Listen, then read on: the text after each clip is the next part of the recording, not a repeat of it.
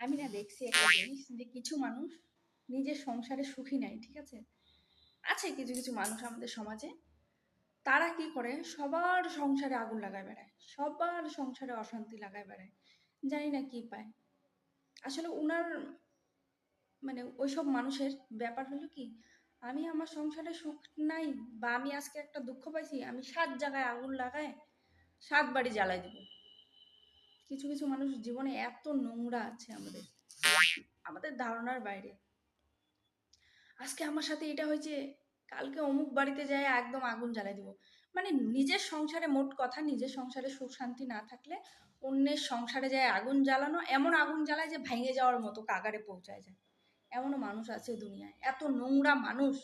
এগুলা যে কোত্থেকে আসছে ভগবানই জানে, কিন্তু জীবনে স্বীকার করবে না। জীবনে ভালো মানুষের যে মুখোশটা ওইটা পড়ে থাকবে সবার সামনে।